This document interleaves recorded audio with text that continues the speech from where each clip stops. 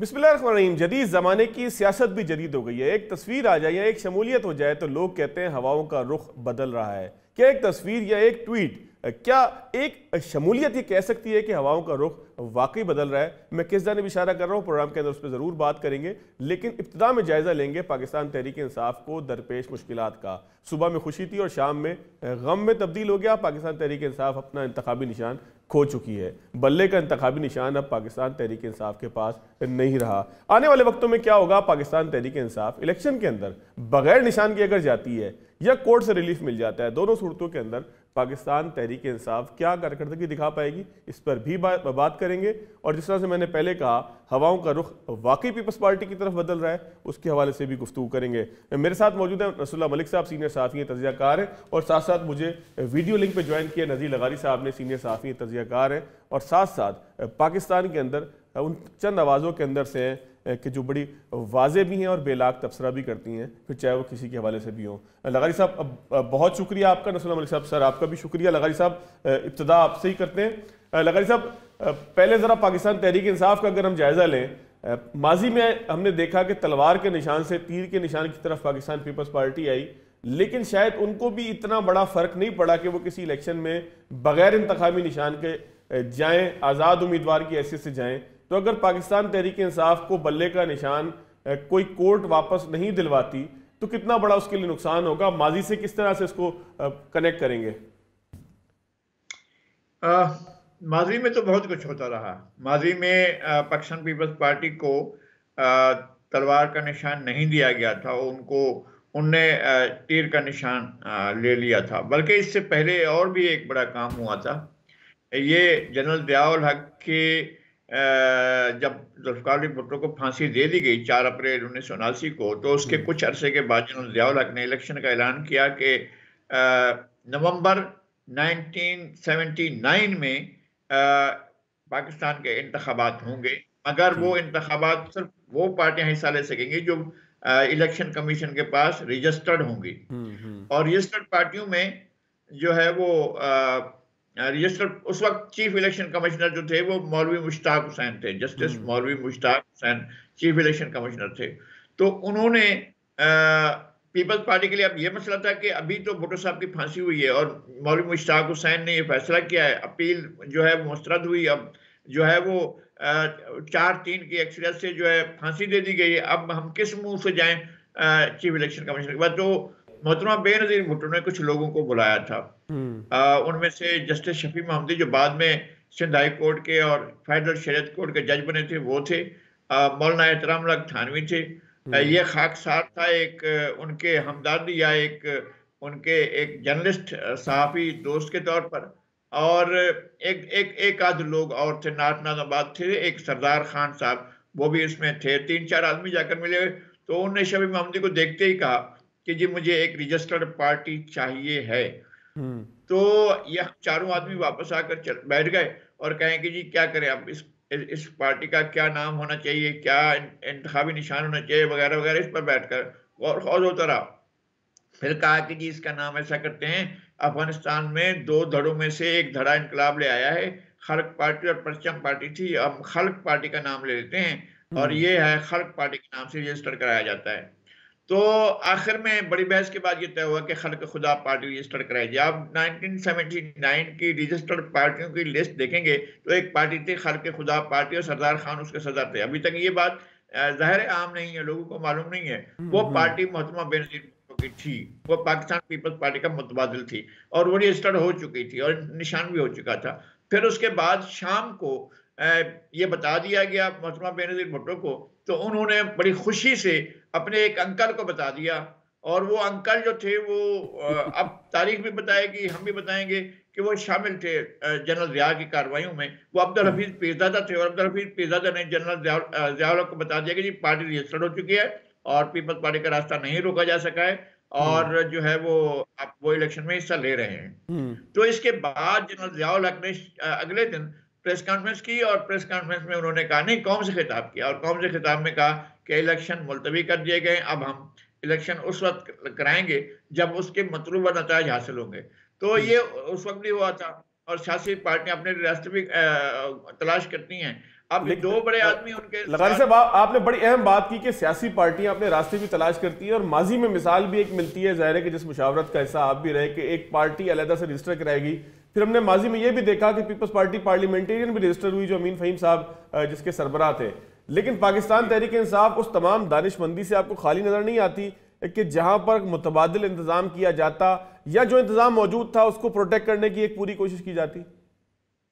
नहीं, ये काम तो एक कर सकते थे ना। एजाज एहसन जो इस तेजी और फुर्ती दिखा रहे थे, जो मोहब्बत और अकीदत दिखा रहे थे जमान पार के अपने पड़ोसी के साथ, तो उन्होंने ये काम नहीं किया। उनको आगे बढ़ना चाहिए था। लतीफ खोसा साहब जो अभी अपने ताज़ा घर छोड़कर एक और घर में चले गए और पीटीआई में चले गए, तो अब क्या करने चले गए हैं? तो वो लोग तो ये काम कर सकते थे ना, कोई मुतबादिल सोचा जाता।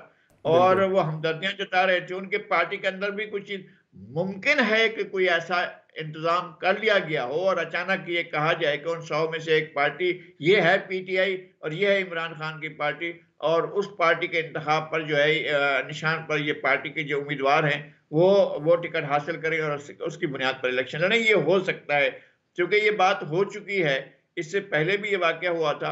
वो जनरल ज़िया को मालूम था, हफीज पिज़ादा को मालूम था, मोहतरमा बेनज़ीर भुट्टो को मालूम था और 3-4 और लोगों को मालूम था, लेकिन उस वक्त ये बात आम नहीं हुई थी, ना इस तरह की खबरें छप सकती थी। लेकिन वैसे अंकल तो हर दौर के अंदर मौजूद रहते हैं। लगारी साहब, मैं जरा मलिक साहब को शामिल करूं, फिर अभी सवाल तो मेरा वही रह गया है कि इम्पैक्ट क्या होगा तहरीक इंसाफ के लिए। लेकिन मैं दोबारा आपकी तरफ आता हूं मलिक साहब, बड़ा तारीखी अगर मामलात को देखा जाए तो बड़ी सियासी बसीरत नजर आती थी पहले की सियासी जमातों के अंदर। यहाँ तो ये महसूस होता है कि पाकिस्तान तहरीक इंसाफ शायद खुद चाहती थी कि हमारा इंतखाबी निशान चला जाए, इंट्रा पार्टी इलेक्शन का मामला हो, एक दिन पहले तक हम चेक करते रहे कि कहाँ उन्हें इलेक्शन पता ही लगा। तो सियासी बसीरत की कमी है, अनाड़ीपन है, या आप कह लें कि ओवर कॉन्फिडेंस है कि जी हमारे पास तो बहुत बड़ी कोई अवामी अक्सरियत आ गई है कि जो हमें चाहती है। चक्कर हो क्या रहा है इनके साथ? देखिए, मैं समझता हूँ कि बदकिस्मती से पाकिस्तान तहरीक इंसाफ ने अपने आप को एक सियासी जमात के तौर पर जो है किरदार अदा करने के लिए परवान नहीं चढ़ाया। एक फ़ैन फॉलोइंग है, इमरान खान साहब के फ़ैन क्लब है और वो पॉपुलर फ़ैन क्लब है, इसको भी मान लेना चाहिए। ख़ास तौर पे जब से इमरान खान इक़्तिदार से निकले हैं, उस वक्त जो उनका बयानिया, उन्होंने अमेरिका के ख़िलाफ़ एक बयानिया लेकर आ गए, मजहबी टच दे दिया। फिर जिस तरीके से उन्होंने एक जारहाना किस्म की सियासत की, पाकिस्तान में लोग शायद इस किस्म की सियासत को लाइक भी करते हैं। हम action movie, Maula Jatt movie देखने वाली कौम है, तो ललकारना कि मैं छोड़ूंगा नहीं, मैं किसी को जनाब जेलों में डालूंगा, मैं किसी एक पाई निकालूंगा, ये पॉपुलर नारे हैं। ये नारे जो है इमरान खान साहब की पॉपुलैरिटी में इजाफे का बायस बने हैं। लेकिन दूसरी तरफ सियासी जमातें अपने लिए रास्ते तय करती हैं, सियासी जमातें अपना तरीक़ाकार वज़ा करती हैं, आगे बढ़ने के रास्ते ढूंढती हैं, नेटवर्किंग वो करती हैं, मेरे ख्याल में तहरीक इंसाफ इससे महरूम है। और तहरीक इंसाफ अगर एक सियासी जमात होती तो जब उनके खिलाफ अदम एतमाद की तहरीक आई थी, वो अपोजिशन के बेंचों पर बैठती और इमरान खान इस मुल्क के अपोजिशन लीडर होते, ना 16 माह की हुकूमत PDM की आती और ना ही इमरान खान साहब को सियासत से माइनस करने के लिए कोई इतनी बड़ी कोशिशें बराबर साबित होती, और वो कौमी असम्बली में बैठ के 1-2 सीटों से बनने वाली हुकूमत इमरान खान साहब के सामने न ठहर पाती। लेकिन उन्होंने असम्बली से इस्तीफे दे दिए। फिर उनके पास 2 सूबाई हुकूमतें थी, पंजाब की और KPK की। 2 सूबाई हुकूमतों के होते हुए उनका कारकुन जो है या उनकी जो फ़ैन फॉलोइंग है वो एक मजबूत बुनियाद रखती थी। उन्होंने दोनों हुकूमतें तोड़ दी और अपने आप को आइसोलेशन में ले जाना शुरू कर दिया। फिर जब इस्टेब्लिशमेंट के साथ उन्होंने साबका इस्टेब्लिशमेंट के साथ लड़ाई का आगाज़ किया, जनरल कमर जवेद बाजवा उस वक्त आर्मी चीफ थे, उनको जिस तरीके से ललकारा और जो तरीक़ाकार इख्तियार किया गया, हत्ता कि ये कहा गया। मलिक साहब, एक बड़ा सवाल ये भी तो पैदा होता है ना कि उस क़यादत का कि जिसने लोगों को मुश्किलात से निकालना होता है, उसने अपनी पार्टी की मुश्किलात। मैं वही आपसे अर्ज़ कर रहा था कि वो उन्होंने न सिर्फ उस इस्टेब्लिशमेंट के साथ लड़ाई ली, बल्कि जो नई आर्मी की लीडरशिप आई उससे भी लड़ाई शुरू। पहले उसका रास्ता भी रोका, यही दिन थे, लॉन्ग मार्च चल रहा था। ये किसी सियासी जमात का वतीरा नहीं होता। फिर उन्होंने एक और सबसे बड़ा गलत काम किया, वो ये किया कि उन्होंने पाकिस्तान की तमाम सियासी जमातों से लड़ाई मोल। उन्होंने कहा जी नहीं, मैं तो हूँ बड़ा हाजी और बाकी सारे चोर हैं, और इस बयानिए को उन्होंने पॉपुलर करके अपने आप को एक बंद गली में जाकर ले गए। आज वो जेल में बंद है। आप मुझे बताइए, दुनिया में किसी कोने से कोई उनके हक में आवाज़ उठती हो, कोई सियासी जमात ये बात करती हो कि ठीक है जी, उनको भी बाहर निकल के इलेक्शन के मैदान में हिस्सा लेना चाहिए? वो सबको नाराज़ करके तमाम सियासी जमातों से लड़ के अच्छा, दानिश्वरों से भी वो लड़ पड़े, इस मुल्क के मीडिया से भी वो लड़ पड़े। जब वो इक़्तिदार में आए मीर शकील रहमान को जेल भेज दिया, ये कहा न्यूज़ चैनल की ज़रूरत नहीं है। यानी वो एक ऐसे अनोखे लाडले बनकर इस मुल्क की सियासत करना चाहते थे कि जिसके नतीजे में वो अकेले वो गलियाँ हो जान सुन जान विच मिर्जा यार फिरे। यानी इस सूरत हाल की सियासी जमातें आगे नहीं बढ़ती, कहीं ना कहीं ठोकर खाती हैं, और आज PTI भी वो ठोकर खा रही है। फिर इंट्रा पार्टी इलेक्शन कमीशन से आप लड़ रहे थे, अदालतों के ऊपर आप तबर्राबाजी कर रहे थे, मीडिया को आप रोज़ाना गालियाँ देते हैं। इंट्रा पार्टी इलेक्शन करवाते हुए आप कुछ चीज़ें देख लेते कि भाई आपकी ये गले पड़ सकती हैं, कहने जी कोई ज़रूरत नहीं है, हमें कौन पूछने वाला है। यानी ये एक ऐसा माहौल बनाया गया। वो जो सोशल मीडिया के जो वॉरियर थे, वो जो खान साहब के करीब बैठते थे, वो कहते थे खान साहब आप पाकिस्तान के लीडर नहीं हैं, आप उम्मत मुसलमान के लीडर हैं। यानी आपने पाकिस्तान को आज़ादी नहीं दिलानी, आपने तो अमेरिका को फतह करना है, अक़वाम मुत्तहिदा में जाके भी बड़ा काम आपने अमेरिका को फतह करना है। आप तो पूरी दुनिया के इस वक्त आलम इस्लाम के हीरो हैं इस वक्त। वो ऐसी जो है उनको हवा भरी गई कि वो जो बिलाखिर उन्होंने बम मतलब आपकी सारी बात से तो लग रहा है कि ये पूरे एक इख्तिताम की तरफ जा रही है पाकिस्तान तहरीक इंसाफ का जो पूरा चैप्टर जो आपने सुनाया। मैं ये नहीं कहता कि आखिरी बाब इसका शुरू हो गया है, वाकई ऐसा? देखिए तहरीक इंसाफ के मैं खात्मे की बात नहीं कर रहा, मैं कहता हूँ उसकी लीडरशिप ने इतनी इमेच्योरिटी का सबूत दिया है कि उसकी लीडरशिप के लिए मुश्किलात रोज़ बरोज़ बढ़ती चली जाएंगी। दुनिया में कभी ऐसा नहीं होता, जो ये पॉपुलिज्म होता है इसकी बुनियाद पर आप पॉपुलैरिटी तो गेन कर लेते हैं, लेकिन आप इर्रिस्पॉन्सिबल तस्वर किए जाते हैं, आपको एक मेच्योर आदमी तस्वर नहीं किया जाता, आपकी मेच्योरिटी लेवल चैलेंज कर दी जाती है। वैसे पूरा मलिक साहब ये भी बहस का एक टॉपिक है कि डोनाल्ड ट्रंप से लेके इमरान खान साहब तक और फिर दुनिया में जहाँ जहाँ भी इस तरह के लोग आए कि जो कहते थे पॉपुलैरिटी की बुनियाद पे हुकूमत करेंगे, उनका और उन्होंने सारे मुल्कों के बेड़ा गर्क किया। सदाम हुसैन ने इराक का बेड़ा गर्क कर दिया, कर्नल कज़ाफ़ी ने लीबिया का बेड़ा गर्क कर दिया, सीरिया में जो कुछ हुआ तबाही बर्बादी उनका मुकद्दर बन गई। जापानियों ने क्या किया, यानी जापानी की पॉपुलर लीडरशिप थी, उन्होंने फैसला किया ठीक है जी अमेरिका की नाप्यारी बेड़े को उड़ा के रख देंगे। क्या हुआ उसके बाद? आज तक जापान अमेरिका की सिक्योरिटी के मरहून मन्नत है, उनके ऊपर डिपेंडेंट है आज तक। यानी कि पॉपुलैरिटी मुल्क के लिए तबाही का सबब बनती है। लगारी साहब आप क्या कहते हैं, क्या वाकई किसी शख्स की अल्टीमेट पॉपुलैरिटी जो है वो तबाही का सबब बनती है रियासत के लिए? नहीं, पॉपुलैरिटी की अगर बेस होगा तो नहीं बनेगी ना, उसके पास पार्टी ऑर्गेनाइजेशन हो तो नहीं बनेगी। पार्टी कहाँ है? वो लेनिन फिनलैंड से रवाना हुआ, वो जा रहा था सेंट पीटर्सबर्ग की तरफ, बीवी से पूछता है कि भाई आपने किस किस को खत लिखकर बताया कि हम आ रहे हैं? उसने 3-4 नाम लिए कि मैंने सब दोस्तों को खत लिख दिए। 3-4 दोस्तों को खत लिखे, तुम बेकल हो, तुम्हें अकल ही नहीं है, ये तो सारे के सारे एजेंसियों ने खत सारे वो छीन लिए होंगे, खत उनके पास चले गए होंगे और हमें वहां लेने वाला कोई भी नहीं होगा, एजेंसियों वाले लोग खड़े होंगे 3-4। लेकिन पॉपुलर बेस थी और पार्टी मौजूद थी, तो वहां पर 3 लाख तो रेडगार्ड थे और बाकी जो लाखों का मजमा था वो अलग था। ये सूरत हाल होती है जहां नजरिया भी मौजूद हो, जहां ऑर्गेनाइजेशन भी मौजूद हो, जहां लेकिन लगारी साहब जब हम ऑर्गेनाइजेशन की बात करते हैं, पॉपुलैरिटी की बात करते हैं, तो जिस शहर में आप इस वक्त बैठे हैं यहाँ पर भी तो एक साहब थे जो लंदन से चलाते थे जिनका नाम अल्ताफ हुसैन था। तंजीम भी बेताशा मौजूद थी, पॉपुलैरिटी भी थी, लेकिन मिलिटेंसी की तरफ चले गए। नहीं, वो नहीं होता। जो सोसाइटी के साथ आप एब्सोल्यूटिज्म की तरफ जाते हैं, अनार्की किसे भी बढ़ जाते हैं, आप चले जाते हैं कि जनाब मैं जो कुछ हूं सब कुछ मैं हूं, और जब मैं आ जाती है और ये समझा जाता है वहां पार्टी सब कुछ थी, वहां शख्सियत नहीं थी। बहुत से लोग थे जो नहीं जानते थे लेनिन क्या है, लेकिन उसके बावजूद पार्टी थी, जो पार्टी इनकलाबी पार्टी लाई थी। तो ये कौन सी पार्टियां हैं? ये पार्टियां तो कान से पकड़कर मोड़न थोड़ा सा इधर उधर हो जाती हैं। ये कौन सी पार्टियां? इनकलाबी पार्टियां तो नहीं है ना, इनके पास नजरिया भी नहीं है, इनके पास तंजीम भी नहीं है, इनके पास ऑर्गेनाइजेशन भी नहीं है, कुछ भी नहीं है ये। और ये जितने भी हैं आप इनके बिहेवियर देखें, सारे के सारे एक ही फर्मे में ढाले हुए हैं। जब बुराक बनाते हैं तो एक फर्मे में डाले जाते हैं, एक फर्मे में डालकर कोई भी चीज डालें वैसी चीजें निकलेंगी। तो इमरान खान की पार्टी के फर्मे में से 1 लाख निकले, 2 लाख निकले, लोग जैसे भी निकलेंगे एक जैसे। गालम गलोच ब्रिगेड होगा, एब्सोल्युटली जाहिल होंगे, किसी किस्म के सियासी विजडम से आरी होंगे। अब ये सियासी वाइज लोग जो हैं ये गए हैं, देखें कि ये क्या करते हैं। जो उन्होंने एक अपना गार्ड आगे कर दिया है एतजाज अहसन साहब ने, और लतीफ खोसा गए हैं, ये भी नहीं है। ये बड़े मुश्किल वक्त में अपनी पार्टी को छोड़ने वाले लोग हैं। ये एतजाज अहसन तो उनका काम ही यही है। जुल्फकार अली भुट्टो जेल में चले गए, ये पार्टी छोड़कर चले गए। हालांकि ये पहले वजीर थे, 72 से लेकर 77 तक ये वजीर रहे, वजारत के मजहबी लूटे, उसके बाद छोड़ गए। फिर सारा अरसा गुजारा, फिर बीबी के पास आ गए, फिर वहां वजारतें ली, उसके बाद फिर एक कोने में जाकर बैठ गए।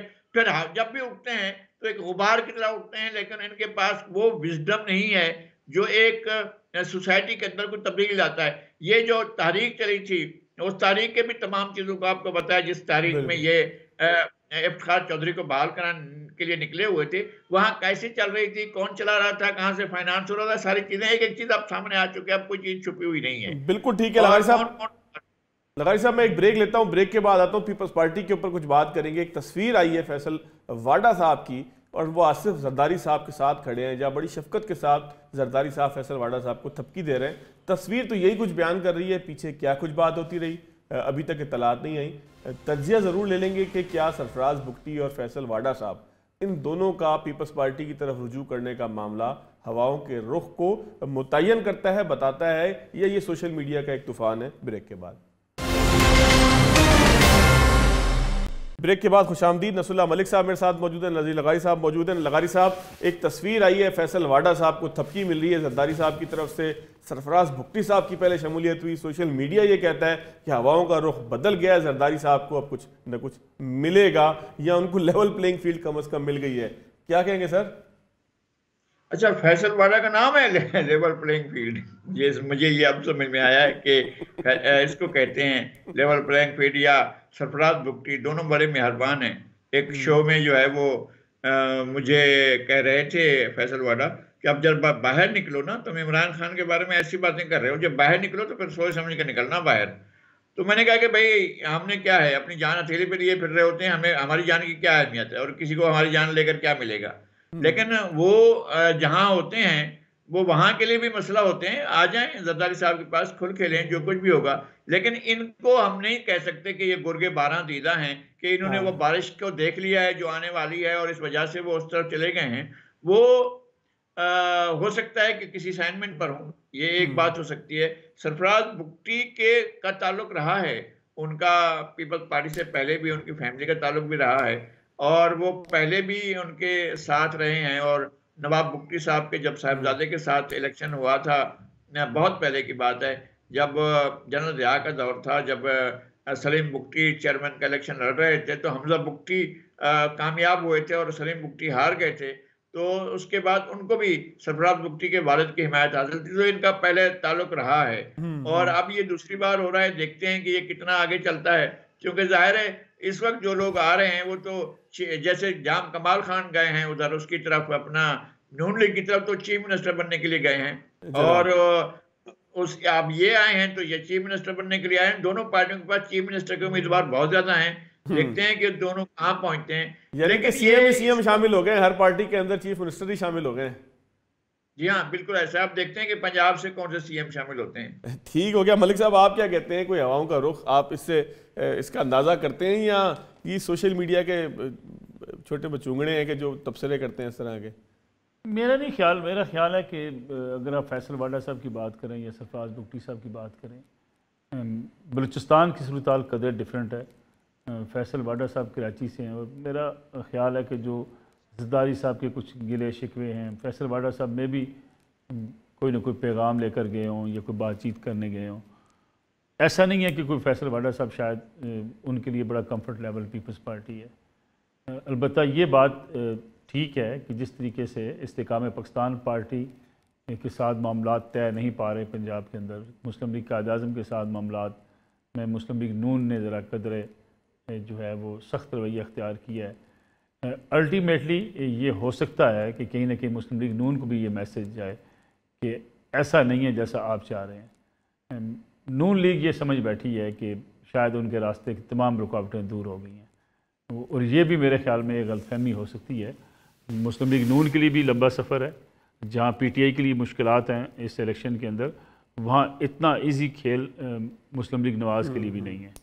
और फिर पाकिस्तान पीपल्स पार्टी सिंध के अंदर या बलूचिस्तान के अंदर अगर अपनी नंबर्स काफ़ी ले जाती है तो आने वाली हुकूमत भी बड़ी डिपेंडेंट होगी कि कौन कौन मिलकर हुकूमत बनाएगा। वैसे मलिक साहब, कतार कलामी की मादत आपकी बात हमेशा ही मैं काटने की कोशिश करता हूँ। सेंट्रल पंजाब में क्या नून लीग अब भी वैसे ही है जैसे 2018 में तमाम तर पिटाई के बावजूद थी, यानी कि कुछ ना कुछ वोट पड़ जाएगा, या ये जो पॉपुलरिटी हम लोग करते फिरते हैं ये उड़ा देगी इसको? देखिए, मेरे ख्याल में जो 2018 में मुस्लिम लीग नून के साथ हुआ वही आज उससे कुछ ज़्यादा पीटीआई के साथ हो रहा है। जब ऐसा दबाव होता है, ख़ास तौर पे अगर आप देखा जाए, जैसे अब बल्ले का निशान चला गया या कल वापस आ जाता है, लेकिन एक हमारे यहाँ एक ट्रेंड चलता है, ख़ास तौर पे अगर पंजाब की या पूरे मुल्क की सियासत की बात की जाए, आज ये माहौल बन जाए कि सिंध के अंदर पीपल्स पार्टी इक़्तिदार में नहीं आ रही, तो आप देख लीजिएगा कितने लोग पीपल्स पार्टी छोड़ देंगे। सर लेकिन पीपल्स पार्टी का मामला थोड़ा मुख्तलिफ लगता है। मैं आपसे भी अर्ज करूँ, आज लोगों को पता चल जाए कि बलूचिस्तान में पीपल्स पार्टी आ रही है, तो अब देख लीजिए कि लोग वहाँ से किस तरीके से पीपल्स पार्टी में शामिल होना शुरू हो जाएंगे। पंजाब के अंदर भी ये माहौल जब बन जाता है कि फ़लाँ पार्टी तो इक़्तिदार में नहीं आ रही, तो वोटर भी जो है वो निकलना शुरू हो जाता है और लीडरशिप भी उसके इरादे मुतज़लज़ल हो जाते हैं। ये जो माहौल इस वक्त पंजाब में बना हुआ है, 2018 वाला जो एक कहानी थी, जिसे कल अतर मिनल्ला साहब ने भी, पीटीआई बड़ा जश्न तो मना रही है कल उस पर, लेकिन अतर मिनल्ला साहब का जो इख्तलाफी नोट है, जस्टिस अतर मिनल्ला ने लिखा है कि 2018 में एक सियासी जमात को इक़्तिदार से निकालने के लिए उन्हें नाअहल करवाया गया। बेनिफिशरी कौन था? पाकिस्तान तहरीक इंसाफ जनाब। नवाज शरीफ को निकालने में तहरीक इंसाफ जो है वो चाहती थी कि उनको सियासत से निकाल दिया जाए, उनकी सियासत ख़त्म कर दी जाए, बल्कि इमरान खान साहब तो कहा करते थे इन दोनों ख़ानदानों की सियासत मैं ख़त्म कर दूंगा। जब आप किसी के कंधे पे बैठ के किसी की सियासत ख़त्म कर रहे थे, तो आपको ये सोचना चाहिए था कि एक वक्त आएगा वो कंधा आपसे निकाल लिया जाएगा, चिराग सबके बुझेंगे, हवा आप ज़मीन पे गिरे होंगे। बिल्कुल ठीक है। लगारी साहब सिंध की अगर बात करें, पंजाब में तो चले नून लीग के हवाले से मैंने थोड़ा तबसरा मलिक साहब के लिए, सिंध में महसूस ये हुआ कि नून लीग थोड़ा सा पीछे हो गई है, जो ग्रैंड डेमोक्रेटिक अलायंस कह लें या कोई भी जो अलायंस बनने की पीर साहब पगारा और बाकी पार्टियों का हमेशा से बनता है एसडीए जीडीए के नाम से, उससे नून लीग थोड़ी सी पीछे हुई है। तो आपको भी ये फील हुआ है या ये मुझे लगना शुरू हुआ है? नहीं, मैं आपने पहले कहा कि जब देखते हैं सिंध के लोगों को यकीन हो जाएगा कि पीपल्स पार्टी नहीं आ रही है, कोई और पार्टी मलिक साहब ने कहा, तो मैंने थोड़ा सा इख्तलाफ किया था, हल्का सा, बिल्कुल दबे अल्फाज में। नहीं, मैं वही अर्ज कर रहा हूँ। मैं सिंध के लोगों को ये बता दिया गया है, ये उनके जहन में ये बात मौजूद है कि मुल्क के अंदर जो है वो इस वक्त महबूब नज़र जो है वो पाकिस्तान मुस्लिम लीग नून है, ये उनका ख्याल है, सिंध के लोगों का ये ख्याल है। लेकिन सिंध के लोग तो उस तरफ नहीं जा रहे हैं। सिंध के लोगों के पास अब इनके पास टोटल हैं क्या? निहाल हाशमी हैं, बहुत मोहतरम हैं, और जो नए आए हैं प्रेसिडेंट के नसीर मेमन साबिक डीजी FIA, ये हैं, मेरे दोस्त हैं, वो भी शाह शाह मेरे दोस्त हैं, सारे के सारे हमारे जो PMLN में हैं वो हमारे दोस्त हैं, लेकिन हमारे दोस्त 3-4 ही हैं। तो ये 3-4 भी मिल जाएं और सारे के सारे भी मिल जाएं, बाकी वापस आ जाएं सारे के सारे, अरबाब रहीम आ जाएं, लियाकत जतोई आ जाएं, कोई और आ जाएं, लेकिन जो इलेक्टेबल हैं वो तो सारे के सारे एक तरफ खड़े हुए हैं ना, कोई एक भी नहीं है। ठट्ठा से निकलते हैं और चले चलते हैं आगे की तरफ। यहाँ कराची शहर में जो भी होगा वो तो हम देख लेंगे। ठट्ठा से के साथ मिला हुआ सजावल के साथ मिला हुआ जो है बदीन है, बदीन के साथ मिला हुआ टंडो मोहम्मद खान है, टंडो मोहम्मद खान मिला हुआ जो है वो उधर है अपना टंडोला यार, वहाँ से मिट्टी, वहाँ से थरपारकर, वहाँ से मीरपुर खास, वहाँ सांगड़ से आगे खैरपुर, फिर नशर फरोज, नवाब शाह, सखर, आगे चले जाएं वहाँ घोटकी, ये तो ज़ेरी सिंध हो गया, यानी कि वो जो है दरियाए सिंध के बाएं जानब। अब दाएं जानब जो है वहाँ चले जाएं आप, कश्मीर, कानकोट, जगाबाद, और उसके बाद जो है आपका लाड़काना, कंबर शहदाद, दादू, यहाँ तक आ जाए, जामशोरो तक आ जाए। यहाँ तो मुझे कोई एक आदमी नजर नहीं आ रहा ना कि जो यहाँ पर इलेक्शन कंटेस्ट करे। इलेक्शन कंटेस्ट करने वाला भी कोई नजर नहीं आ रहा है, और किसी भी जिले में नहीं करना। एक 50,000 वोट ले लिए थे 80,000 के मुकाबले में, बिलावल के मुकाबले में मौलाना सुमरो ने, खालिद महमूद सुमरो ने, वो जाकर वहाँ लड़का राशिद ने उनके बेटे डॉक्टर खालिद महमूद सुमरो के बेटे राशिद, जी मेरे उनके वालिद भी मेरे दोस्त थे, ये भी मेरे अजीज हैं, कोई ऐसा नहीं है। लेकिन मुझे मालूम है ना कि सीट जीतना ऐसा आसान नहीं है। यहाँ पर सीटें जो इलेक्टेबल हैं, नौशर और फिरोज में जतोई खानदान ने अब तक खामोश है, उनकी तरफ से कोई एक्टिविटी सामने नहीं आई है। पीर पगारा की तरफ से भी कोई ऐसी बड़ी एक्टिविटी सामने नहीं आई है कि वो क्या करना चाहते हैं। उन्होंने जाकर MQM के साथ अलायंस किया है। MQM के अलायंस में MQM ने 14 सीटें लूज की थी उनके मुकाबले में, PTI के मुकाबले में। अब PTI वाली सीटें कहाँ जाती हैं, ये बिल्कुल एक नया सवाल होगा, नया सिनारियो होगा, नया मंजरनामा होगा, बिल्कुल नई चीज होगी जो हमारे सामने आएगी। तो हमारे लिए हैरान कौन चीजें सामने आने वाली हैं। और कराची के हद तक बाकी अंदरून सिंध जो जिसको हम अंदरून सिंध कहा करते हैं, वो जो है उसके अंदर कोई ऐसी चीज नहीं जिससे लगे कि ये डायनामिक्स चेंज हो रहे हैं, ऐसा कोई नहीं है। इक़्तिदार जा रहा है नवाज शरीफ साहब के पास, इक़्तिदार जा रहा है इमरान खान के पास, इक़्तिदार जा रहा है किसी के पास। सिंध इस वक्त जो है जैसे है वैसे है की बुनियाद पर। ठीक है लगाई साहब एक आखिरी एक आध मिनट थे, मैं मलिक साहब की तरफ भी जाना था, आपसे भी जरा डिस्कस करना। साइफर केस में कुछ जो कोर्ट के रिमार्क थे गैर मामूली आपको फील हुए? क्योंकि मलिक अहमद खान ने रिस्पॉन्स किया है नून लीग की तरफ से, उन्होंने कहा कि जी कुछ मजेदार बातें नहीं थी, इतने बड़े वाकयात के मुजरिम को जो है वो जिसने पूरे मुल्क के राज को सबके सामने ले आया और दुनिया से ताल्लुकात ख़राब कराए हों, उससे हम कहें कि जी कोई मसला ही नहीं है, मासूम है। तो आपको मासूम लगते हैं खान साहब, या साइफर केस के अंदर आपको लगता है कि आगे जाके ट्रायल कोर्ट छोड़ेगा नहीं, जिस तरह से सुप्रीम कोर्ट ने गाइडलाइन भी दी है? लगारी साहब आपसे था सवाल सर। अच्छा नहीं, मैं समझा जी मैं उनकी तरफ जाता हूँ बिल्कुल इख्तिताम में। जी मैं ये समझता हूं कि जो मुश्किलात हैं वो मौजूद हैं। साइफर केस की बुनियाद पर इन्होंने पॉपुलरिटी गेन की थी और तो कोई चीज़ नहीं थी। इनके पास क्या था? इनके 3.5 साल दौर में लोगों ने जो है नाक से लकीरें निकाली हैं कि इसको दोबारा नहीं आने देना है, इसलिए कि पूरे मुल्क के ऊपर एक अजाब के तौर पर ये नाजिल हुए थे कि इन्होंने कुछ भी डिलीवर नहीं किया, जीरो को डिलीवर किया। अमेरिका मुखालिफ बयानिया उठाया और फिर वही मौला जट किस्म का, वो हमारे दोस्त हैं नासिर अजीब साहब, उनसे भी हम बहुत कहते रहते हैं, पूछते हैं कि जनाब ये आपने कैसे मौला जट का करैक्टर किया था, तो उन्होंने इसकी एक दास्तान भी बताई है। तो ये इसी तरह की एक दास्तान है। मौला जट को लाया गया और मौला जट ने आकर सब कुछ किया, लेकिन मौला जट अब एग्जिस्ट नहीं करता उस तरह से। जहाँ तक साइफर की बात है, साइफर कोई चीज़ नहीं निकलेगी। इस तरह के मरासले पाकिस्तान की वजारत खारजा में, दुनिया भर की वजारतों में आते हैं, और ये समझा जाना कि डोनाल्ड लू जो है वो बड़ी कुव्वत मुहर्रिका थी जिसने इनके इक़्तिदार को ख़त्म किया, ये तो इंतहाई मज़ा का खेज बात है। डोनाल्ड लू बेचारा है क्या, किस पोजीशन में है? लेकिन सर देखिए, मेरे पास ये इमानत है, इमानत छोटी हो बड़ी हो, 1 रुपये हो या 5 रुपये हो या 5 लाख रुपए हो, इमानत को, मुल्क की रास को इस तरीके से लहराना जलसों के अंदर, उसको यूज़ करने के साथ साथ उसको जो है वो दाएं बाएं कर देना, गुम कर देना, ये तो कम से कम क्राइम है या नहीं है? बिल्कुल है, और बात निकलेगी तो बहुत दूर तक जाएगी। ये कैसे निकला, वजारत खारजा से कैसे निकला, कहाँ और किसने कहा खान साहब को कि ये जेब में रख लें और वहां जाकर लहराना? ये बात जब सामने आएगी, जब हकायक सामने आएंगे तो बहुत सी चीजें और भी खुलेंगी, और ये गलत हुआ था। अब मैं ये कहता हूं कि इस तरह की चीजें जो अमानत होती हैं आपके कौमों की, और जिनके पास जो बहुत सीक्रेट समझाते हैं, उनको आप इस तरह नहीं कि जाकर हवा में लहरा सकते। जुल्फ़िकार अली भुट्टो ने किसी साइफर की बुनियाद पर नहीं कहा था, वो खुद कहा था कि जी ये जो है हाथी मेरे खिलाफ हो गया है, और ये उन्होंने बाकायदा इस तरह से कहा था, और जाकर राजा बाजार में कहा था, और राजा बाजार में भी एक छोटे 100, 150, 200 आदमियों के साथ जाकर ये बात की थी। लेकिन वो बिल्कुल मुख्तलिफ सिनारियो था, ये बिल्कुल मुख्तलिफ सिनारियो। एक डॉक्यूमेंट है जो आप पास आया है और वजारत खारजा की अमानत है, इसके ऊपर आप खुफिया बात करते हैं, और मैं समझता हूँ कि उस वक्त भी ठीक नहीं हुआ था जिस तरह से ये सिक्योरिटी कमेटी में गया था। सिक्योरिटी कमेटी की तरफ बाद जो DGISPR की प्रेस कॉन्फ्रेंस थी, वो भी उससे भी इनको अपना बयाना बनाने में मदद मिली। नहीं जी, वो साजिश नहीं थी, बल्कि वो जो है वो एक मुदाखलत थी।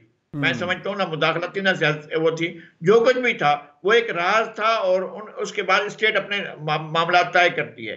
चाय की प्याली के अंदर जो है वो तूफान था छोटा मोटा सा। मलिक साहब आप क्या कहते हैं, ये कोई साइफर केस के अंदर शुरू में तो जो है वो इंतहाई जो है वो माजरत के साथ आप भी उन लोगों में मेरा ख्याल है शामिल थे जो कहते थे कि ये तो खान साहब के गले का फंदा बनेगा। मैं समझता हूँ अब भी साइफर केस बड़ा मुश्किल है इमरान खान साहब के लिए।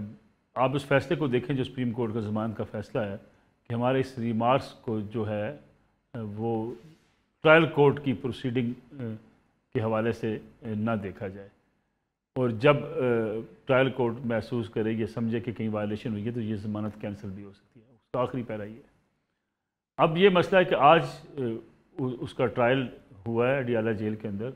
2 साबिक सेक्रेटरी खारजा और आपके एम्बेसडर्स और आपके वहाँ पे दफ्तर खारजा के अफसरान, उनकी आज गवाहियाँ, और principal secretary to former prime minister, वो अपनी गवाहियाँ आज दे गए हैं, उनके बयानात कलमबंद कर लिए गए। ट्रायल कोर्ट के अंदर ये मामलात जो है काफ़ी ज़ेर बहस आएंगे। ऐसा नहीं है कि बेल के बाद जो है ये मुकदमा बिल्कुल ख़त्म हो गया है। मैं समझता हूँ हो सकता है कि जो आज PTI बड़े जश्न मना रही है कि साइफर केस तो ख़त्म हो गया, ट्रायल कोर्ट के फैसले के बाद पीटीआई रोना शुरू कर दे कि उनके साथ हुआ क्या है।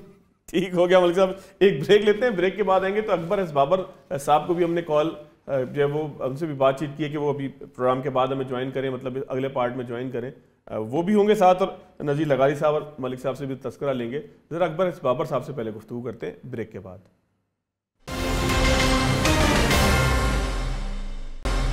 ब्रेक के बाद खुशामदीद, मेरे साथ अकबर एस बाबर साहब मौजूद हैं, पाकिस्तान तहरीक इंसाफ के बानी रुकन हैं। अकबर साहब ज़रा ये फरमाइएगा कि बल्ले का निशान पाकिस्तान तहरीक इंसाफ के हाथों से चला गया, किसी के हाथ कुछ नहीं आया, ये तो यूं लगा कि जैसे लड़ते लड़ते हो गई गुम, कि एक की दुम और एक की चोंच और एक की दुम, तो फ़ायदा तो किसी का भी कुछ नहीं हुआ। अब तो बल्कि एक पार्टी आ गई है जिसने दरख्वास्त दी है कि जी ये निशान हमें दे दें, तो आखिर हासिल क्या हुआ?